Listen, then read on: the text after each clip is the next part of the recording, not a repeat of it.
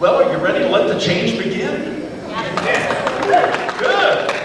Thank you. Yes to love. That was wonderful. Our lives are about changes. My talk today is called The Conditions of Life.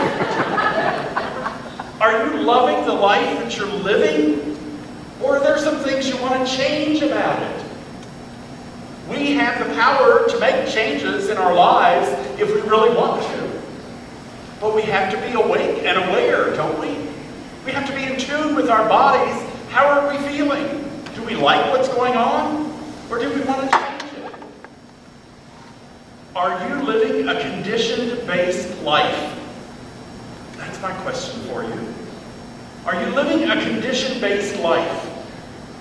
Now, a condition-based life means whatever conditions are showing up, you allow yourself to be limited by that. You think this is all there is. This is the best it can be. This is my lot in life. Whatever terms you want to put to it. But you accept how life is.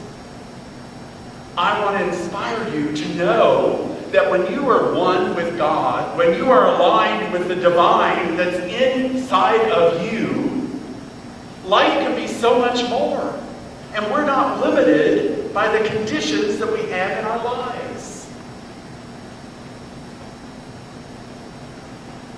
We often set our intentions for life. For this year, some people call them New Year's resolutions. Other people will say it's my intention for the year. Some people have a word that they're living for that year. So it's good to set intentions for ourselves, but what's even more important is to look at where your attention is. Intention is a word. You can set your intention. But unless you really believe it, you think about it, you put it into action, that's where your attention is. What you're thinking, what you're believing, what you're putting into action, then there's no power to that intention. I'm going to lose 20 pounds. But all of my attention is over here on, oh my God, this cake looks so good. Look at these donuts. I want to eat this. How about fried chicken? I need some comfort food. Where's the attention? It's on the food. It's not on the intention that we set, right? At C.S.L. Parker, we say that our vision is peace, is our sole purpose. What does that mean? What does that look like? What condition does that bring about in our life? If peace is really our sole purpose, then we should be thinking about peace. We should be looking for peace. We should be expressing peace every day in everything we're doing. And so if we're looking at other things that don't look like peace, then our intention of peace being our sole purpose isn't really being lived out. And intention means, for me anyway, that I have to take action. So what is the action that I take to make peace my sole purpose? It means in every situation, every condition that comes up, I'm looking for peace. Now you're probably looking at me like I have 3 heads because you're saying, Rick, there's a lot of times when my life doesn't look like peace. What do I do then? Maybe I'm the only one that has that. My husband, some of you may not have met him, Tom, who finally arrived from Florida, will say to me, I can choose peace instead of this. When the chaos is going on, when the condition happens, and my mind goes somewhere to worst case scenario, he's really good at reminding me, I can choose peace instead of this. And it kind of centers me back. Where is my source? Who am I living for and from? And that's the divine within me. Our thoughts are things. And so they're going to manifest in our lives. That's why it's important where our attention is. Because we want our attention to be on what it is that we want to manifest in our lives. What do we want to have show up? So thoughts are things. If we're looking for peace in our lives, we have to think about that. Look for it. Cultivate that. I've been giving you some quotes from this book, Love and Law, by Ernest Holmes. And so today I want to read to you from page 45. This is the chapter that Ernest titles, Demonstrating from an Invisible Purpose. And he says, we are thinking beings. We cannot help thinking. It depends, then, upon what we think, what we shall become. And the sooner individuals who are seeking to operate this principle will realize that it depends only upon what they think, and it depends on nothing else. The sooner they learn to depend upon nothing else, the sooner they will demonstrate that principle. So when we realize that it's all in our thoughts, and that's what we're going to demonstrate, that's what we're going to have show up in our lives, that's what a demonstration means. What shows up in your life is going to be what you're thinking about. He goes on to say, so long as we entertain negative attitudes toward any proposition, we are destroying the possibility of that thing happening. Have you ever had those negative attitudes show up? You set your best intention, don't you? And then all of a sudden, something that doesn't look like that good intention shows up in life. And you have a choice. You can say, oh God, I knew this was going to happen. This is the way it always is. This is how my life always goes. Or we can say, no, that is not the truth of my life. I can choose something different, and I choose to know that I am aligned with Spirit. Unlimited possibilities are mine, and in that unlimited possibility, I can choose something different. I don't have to have this effect. This is not the truth of my life. And it can work. It does work, because this is the law. The law is a principle that is provable. We can always have this show up. Where our attention is will always be what's going to show up in our lives. We're planting seeds all the time with our thoughts. So what kind of seeds do you want to plant? Do you want to plant seeds of kindness, of joy, of connection with people, of love?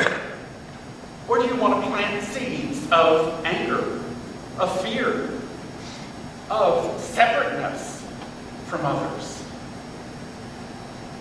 Ernest Holmes, our founder, says, it's not easy when you're in the condition to be able to rise above it.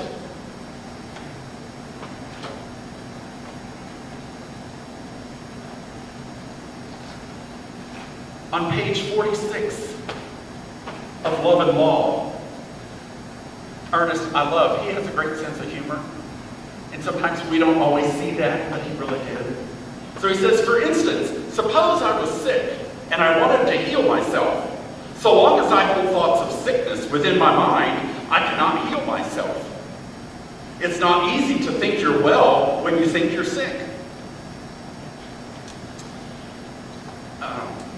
Yes, and he says something else here. It's not easy if you're in business and everything seems to be going wrong to mentally rise above that which is on the outside. And so I used to reason things out this way. I will plant a seed in the garden. Now, I do not see that the seed has any life in it. I do not see that the soil has any creative power in it. But I know this, the seed is, and the soil is. And I have always known that if I put the seed in the ground, it will produce a plant. The powers of the law will always work for growth. The law is creative, it's productive, the law is receptive, and it is eternal. It will take any kind of seed. It does not care who plants the seed. It's impersonal. Anybody can plant a garden if they comply with the conditions of soil and water, and the garden will grow. So what kind of seeds are we planting? What are we wanting to show up in our lives? And taking care of the soil and the water, to me, means our thoughts are where we're planting our seeds. So if our thoughts become negative, we're not watering that very well, are we? We want to water it with positive thoughts, knowing that the plant is going to grow. Now, some of us, like my mother, who says she has a PhD in worry,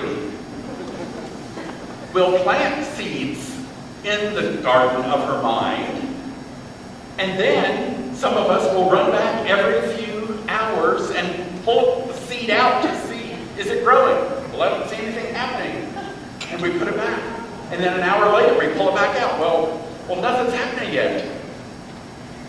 We put it in the soil of our mind. We know that it is going to work. We trust the law. The law is spirit. It's God. It's nature.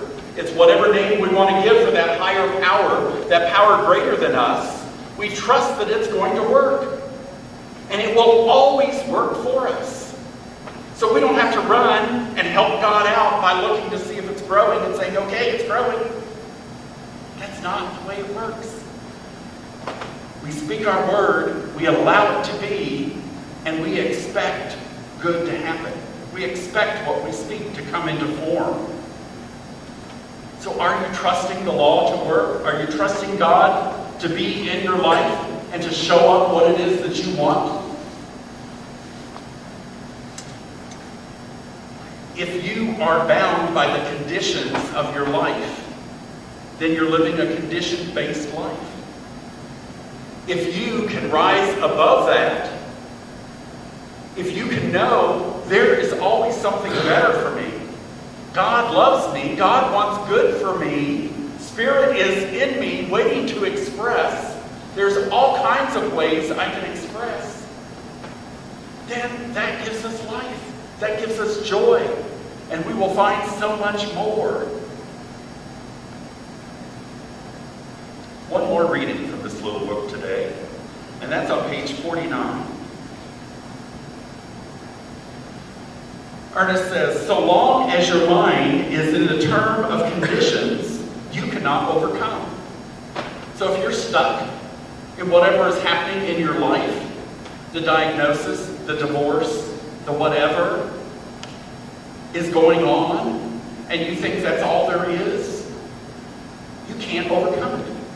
But if you can connect with higher thoughts, knowing that there's good that's coming. So Ernest says, here's the way I do it.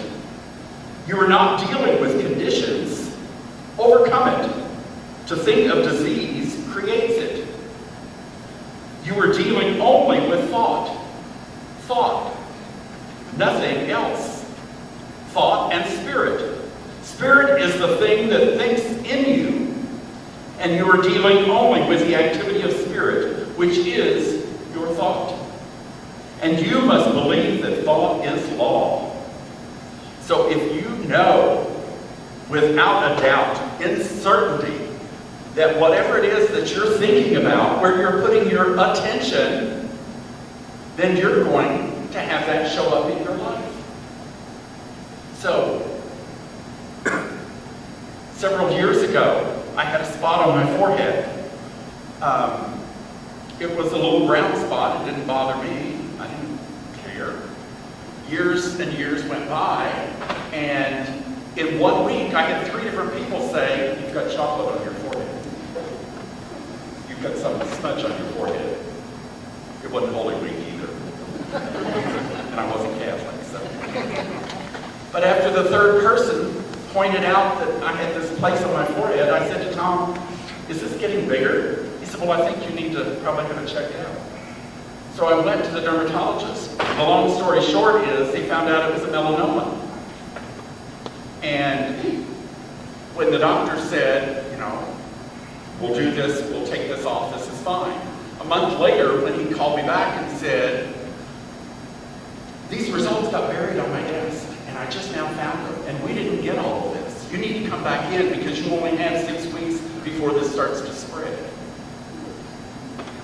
I said, melanoma, it's cancer. That's not part of me. This is not me. I know this isn't me. There's something better for me, and I'm not bound by what he thinks is going on here. I did go in, and he took out more area and got clean margins, and that was fine. But I knew, beyond the shadow of a doubt, that that was not me. That was not living in me. That was not part of me. So I could rise above that condition. Some people would hear that same thing, and they would not be able to rise above it. Oh my God, I'm going to die. I've known some of those people. Just in case you haven't. I won't introduce you. We're trying to encourage one another here. So people are always looking at what's showing up in their life. Sometimes people will say, this is awful. It's just getting worse and worse. So change your thinking. Change where your attention is. These conditions are not real. What is real is the spirit within us, the essence, our soul, and the connection to the divine. And that's what's going to be eternal. We get very attached to our bodies, don't we? And our bodies are just temporary houses for spirit to express. So recognize that there is more than what shows up right in front of us. I want to introduce you to this little book. It's called New Thought Terms and Their Meanings, written by Ernest Holmes. He was a very prolific writer. And this is kind of like a dictionary. It gives the term and then what it means. On page 24, he has 2 definitions here for conditions, since that is what we're talking about. Conditions are reactions and not causes. All causation is in the invisible realm of mind. All causation is in the invisible realm of mind. Meaning what we're thinking, that's our mind, is what's causing things. All conditions are effects reflected of these causes. So the conditions, what shows up in our lives, are the effects of what we're thinking. Another definition for conditions, attracting those which are not in our conscious thought. I'm sure we've all had things that show up in our lives and it's like, where did this come from? This is kind of out of the blue. I never even thought about this. We always tend to attract that which is subjectively believed in, whether or not we are conscious of it. In this way, we are more or less controlled by race belief. Race belief we also call race consciousness. It means what the general population is believing is what we're picked up on and what we're believing. The general population does not know your truth. We each have our own truth. And one basic truth is that we are aligned with the divine. God is within each and every one of us, and it's expressing through us. And so race belief, race consciousness here is very limiting. It's based on what's happened in the past. We are not bound by our past or what has happened before. We know, I hope we know, and we get to encourage each other that there's always unlimited possibilities for us. So just because this is what happened last year, last week, with our brother, with our sister, with our parents, doesn't mean that's what has to happen to us. We can make a different outcome for ourselves. And we do that by thinking, by aligning ourselves with the truth that there are unlimited possibilities. And we can choose something different. It takes work. This is mental work that we have to do. And a lot of us are not used to sitting still and working with our minds. I can be one of those people sometimes. It's a whole lot easier to be busy doing something else than to be working on my mind to manifest what I want.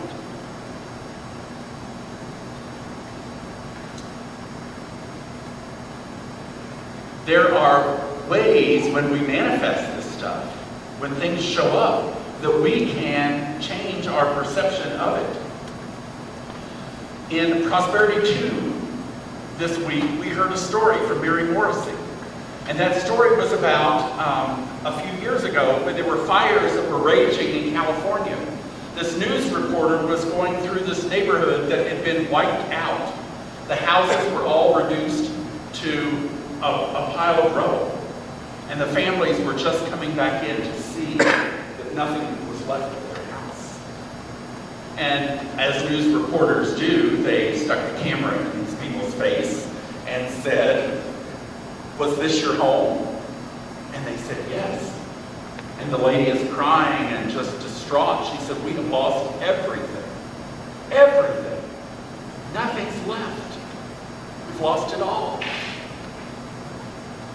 And your heart just goes out to that kind of person when that happens. And the news reporter went on down the street, and he came to this next house or another house, and there was a couple there. And he went up and he said, "Is this your house?" And it was a pile of ashes as well. And they said, "Yes. We're so grateful because our kids got out, we got out, and all of our animals got out alive." The rest of this is just material things. We can replace that. But we were safe. And we're so grateful. It was the same fire. The same neighborhood. Both families lost their houses and everything in them. But two very different reactions. We get to choose how we're going to view life. Are we going to look for the good and be grateful and thankful? Or are we going to stay in that condition? The house has just burned down. I've lost everything.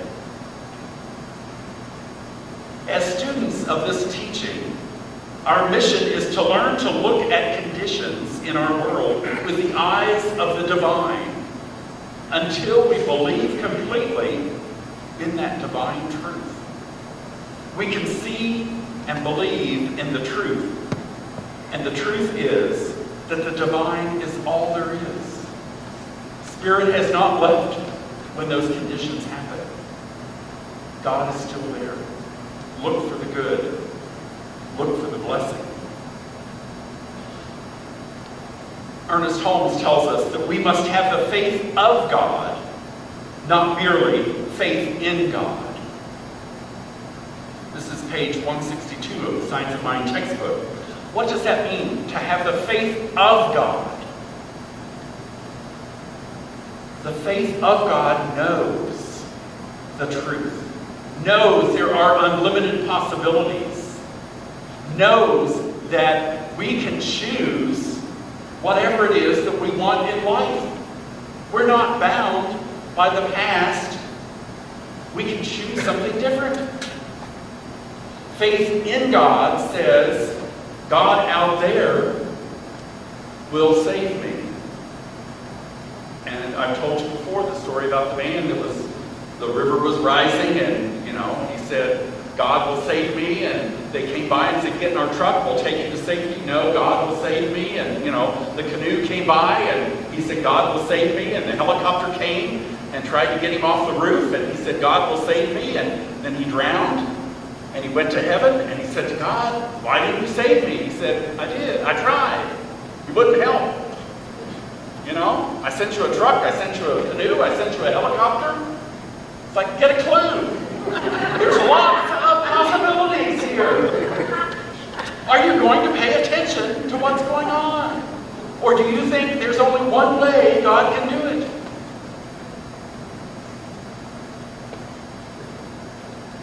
Look, expect good.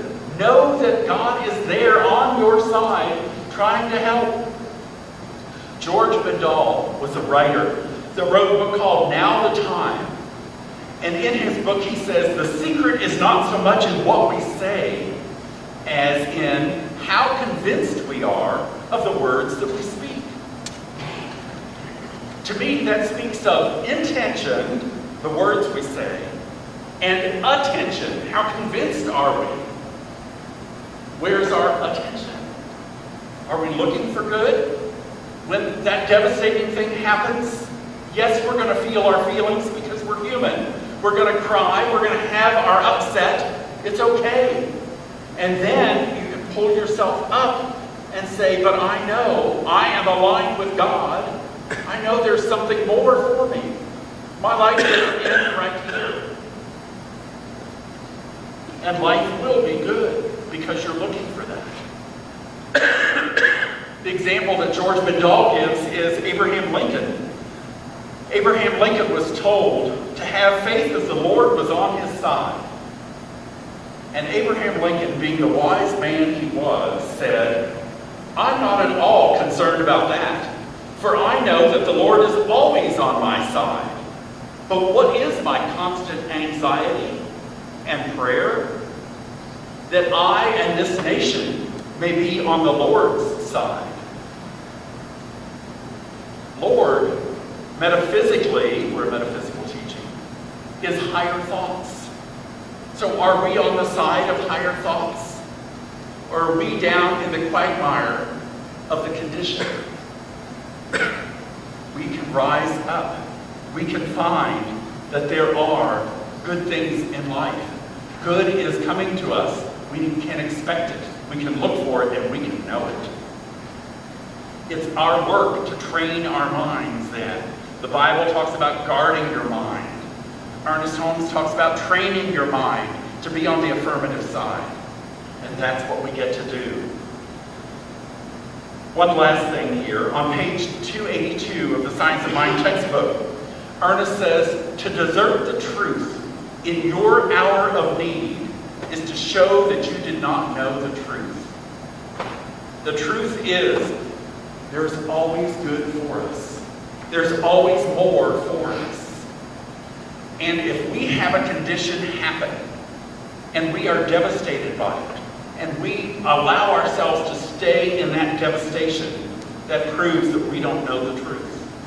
The truth that God will always raise us up. That there is always something better, something more, something greater for us. And we will have it if we believe it. If we allow it to come in our lives and we expect it. So aligning ourselves with truth, the truth that God is all there is. When we expect it, we never doubt it. It will be ours, and it will show up graciously in our lives. We want to be able to welcome it. And so it is. Let us pray. Thank you, Spirit, for this time to pause and recognize that you are everything. That you are inside of each one of us, moving us, breathing us, giving us life. And that life is good and very good. I know that for each person here, as we come across the conditions of life, we know and remember that you are our unlimited source. That we are one with you. That we are filled with Spirit.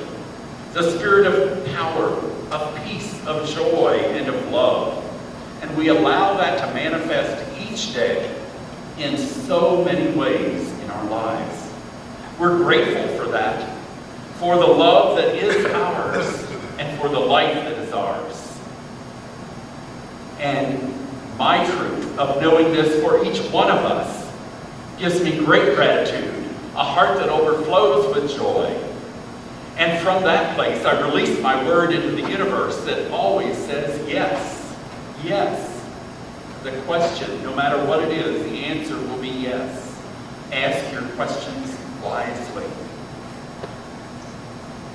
I release my word, I let it be. And together we say, and so it is.